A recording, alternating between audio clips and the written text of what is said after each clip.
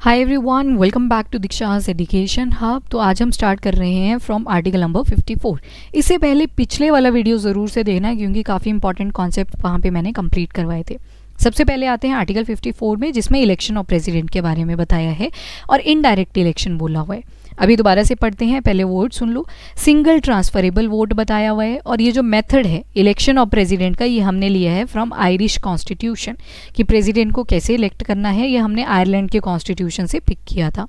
चलिए जी, सबसे पहले तो जो इलेक्शंस होते हैं प्रेसिडेंट के, उनको इलेक्शन कमीशन ऑफ इंडिया ही कंडक्ट करवाता है, जिनके बारे में हम पढ़ते हैं under article 324 to article number 329। कोई भी डाउट या डिस्प्यूट होता है related to election of president, उसको चैलेंज किया जा सकता है, पर सिर्फ सुप्रीम कोर्ट में। ठीक है, जो हायर ऑफिशियल्स हैं, हायर जुडिशियल बॉडी है सुप्रीम कोर्ट, वहीं पे इस केस को फाइल किया जा सकता है। अगर किसी को लगता है कि घपलेबाजी हुई है प्रेसिडेंट के इलेक्शन में, तो उसको चैलेंज भी किया जा सकता है। अब पहले तो इलेक्शन में देख लो कौन कौन पार्टिसिपेट करेगा। तो जो इलेक्टेड मेंबर्स होंगे लोकसभा के, और जो इलेक्टेड मेंबर्स होंगे राज्यसभा के, और साथ में जो विधानसभा के इलेक्टेड मेंबर्स होंगे वो पार्टिसिपेट करेंगे कहाँ पे, प्रेसिडेंट के इलेक्शंस में। कल मैंने डिटेल में करवाया था, ये पिछला लेक्चर ज़रूर से देख लेना। पर इलेक्टेड मेंबर बोला है, 2 एंग्लो इंडियंस भी थे यहाँ पे, जस्ट बिकॉज उनको नॉमिनेट ही किसने किया था, प्रेसिडेंट ने, तो इनको नहीं यहाँ पे अलाउ किया जाता। ठीक है, क्योंकि ये पार्शियल हो सकते हैं। प्रेसिडेंट ने इनको इलेक्ट किया तो ये बोलेंगे कि हम क्यों उनके अगेंस्ट वोट डालें, राइट। वैसे ही अगर 12 नॉमिनेटेड मेंबर देखोगे आप राज्यसभा के अंदर, तो वो भी नॉमिनेटेड हैं, प्रेसिडेंट ने उनको नॉमिनेट किया था, तो ये भी पार्टिसिपेट नहीं करेंगे। विधानसभा के अंदर 1 एंग्लो इंडियन पोजीशन है, तो वो भी पार्टिसिपेट नहीं करेंगे। उसके बाद चलते हैं next, they do not participate because ये बायस हो सकते हैं, और सेम प्रेसिडेंट इलेक्शन, अगर सेम प्रेसिडेंट दोबारा से इलेक्शन में खड़े हो रहे हैं। चलिए जी, ये था आर्टिकल 54। आर्टिकल 55 देखते हैं, इसमें manner of election of president के बारे में बताया है। इनडायरेक्ट इलेक्शन का यहाँ पे मेंशन करा है, और प्रोपोर्शनल रिप्रेजेंटेशन होगी बाय सिंगल ट्रांसफरेबल वोट। ये देखो, मैंने कल आपको बताया था ना, प्रायोरिटी के बेसिस पे कोई पर्सन ए है, राम कंसीडर कर लो, अगले श्याम हैं, अगले गीत हैं। तो यहाँ पे क्या हुआ, ए वाले को पहले कैंडिडेट ने प्रेफरेंस दी है 3 नंबर पे, पर बी वाले को दी है 1st नंबर पे, सी वाले को दी है 2रे नंबर पे, और अगले कैंडिडेट आते हैं, इनको 1 पे प्रेफरेंस है, इनको भी 1 पे है, इनको 2 पे है, यहाँ पे 3 अज्यूम कर लो। और इसके बाद अगले जो कैंडिडेट आते हैं उन्होंने 3, 1, 2, तो यहाँ पे सीधे विक्ट्री किसकी है, बी वाले की है, बिकॉज 1 प्रेफरेंस 2 बार मिल चुकी है, तो यहाँ पे तो डायरेक्टली जीत जाएंगे। और इंडिया के अंदर जब भी प्रेसिडेंट के इलेक्शन होते हैं तो एक ही काउंट लगता है, ज़्यादातर फर्स्ट फेज ही देखा गया है। ठीक है, तो फर्स्ट राउंड ऑफ काउंटिंग होगा, अगर वो ड्रॉ हो जाए तो सेकंड राउंड ऑफ काउंटिंग होगा, उसमें सेकंड प्रेफरेंस देखी जाती है, फिर 3rd preference, 4th preference and so on. इस तरह से ये चेंज चलती रहती है।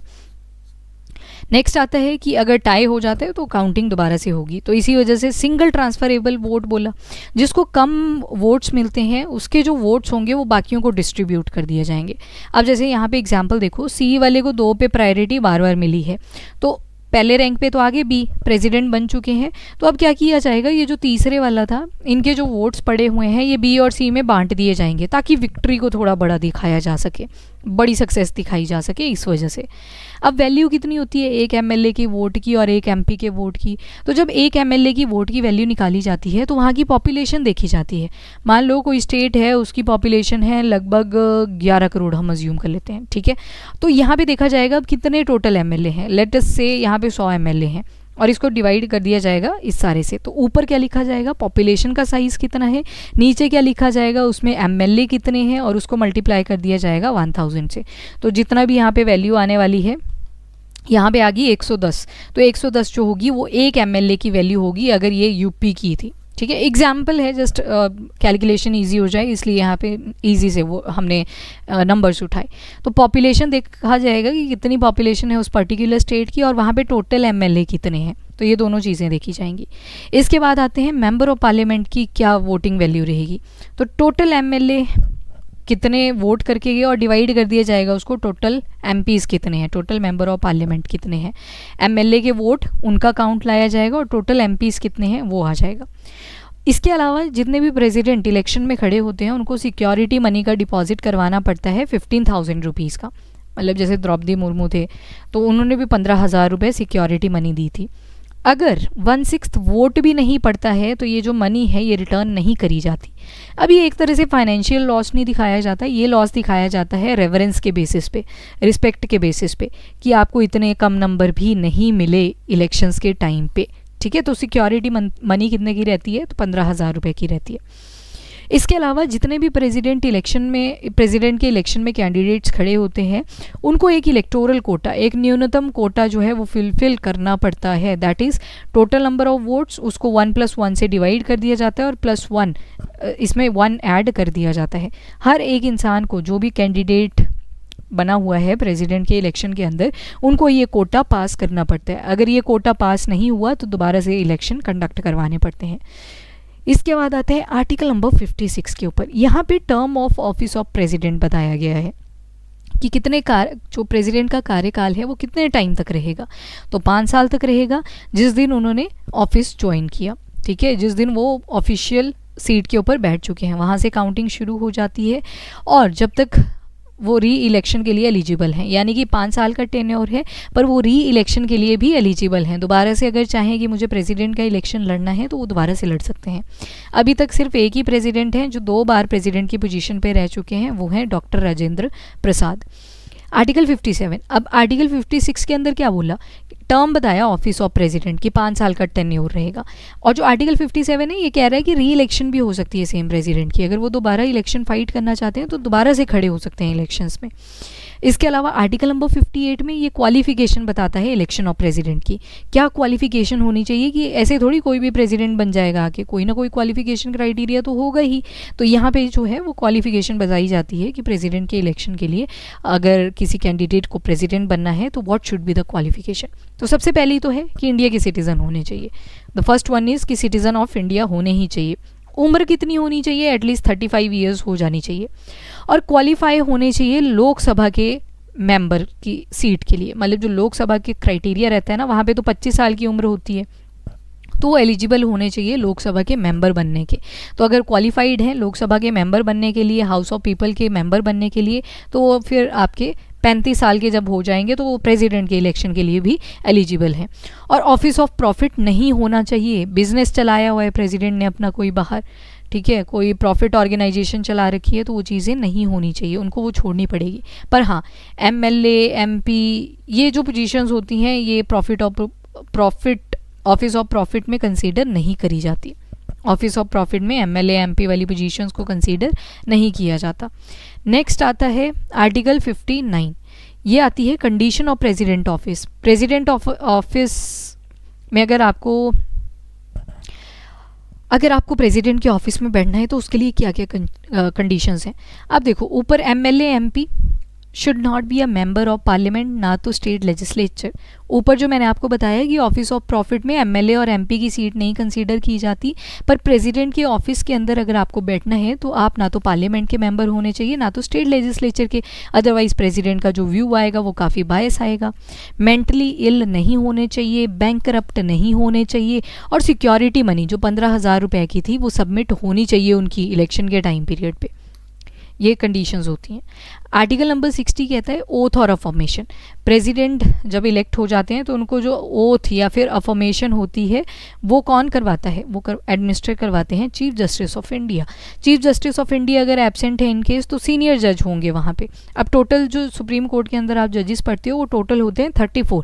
33 + 1 का मतलब है चीफ जस्टिस ऑफ इंडिया, और 33 हैं बाकी के जजेस, सीनियर जजेस। तो इन 33 में से जो भी सीनियर वाले जज होंगे वो आ जाएंगे, उनके छोटे मतलब उनसे कम सीनियर होंगे वो आ जाएंगे। तो मतलब पहले पे तो प्रेफरेंस होगी चीफ जस्टिस ऑफ इंडिया की, और उसके बाद अगर वो एब्सेंट होते हैं ड्यू टू सर्टेन रीजंस तो सीनियर जज जो हैं वो वहाँ पे प्रेसिडेंट जी की ओथ या फिर अफर्मेशन करवा देते हैं। प्रेसिडेंट जो है वो रिज़ाइन कर सकते हैं, पर रेजिग्नेशन किसको देना पड़ता है? वाइस प्रेसिडेंट को। ओथ या फिर अफर्मेशन आपसे पूछा जाए तो किसने करवाई? CJI ने। अगर वो एब्सेंट होंगे तो सीनियर जज। पर वहीं पे जो प्रेसिडेंट हैं वो रिज़ाइन भी कर सकते हैं, रेजिग्नेशन भी दे सकते हैं। किसको देना पड़ेगा? वाइस प्रेसिडेंट को। अब आते हैं आर्टिकल नंबर 61 में। इसमें बताया गया है प्रेसिडेंट को किन किन क्राइटेरियाज के ऊपर इम्पीच किया जा सकता है, रिमूव किया जा सकता है। तो इम्पीचमेंट का मतलब होता है रिमूवल। तो ये जो टॉपिक है इम्पीचमेंट का, ये हमने कहाँ से किया है? बोरो, तो अमेरिकन कॉन्स्टिट्यूशन से, अमेरिका से हमने ये पिक किया था। तो ये जो प्रोसीजर है इम्पीचमेंट ऑफ प्रेसिडेंट का, ये आइडिया हमने कहाँ से लिया? From constitution of America.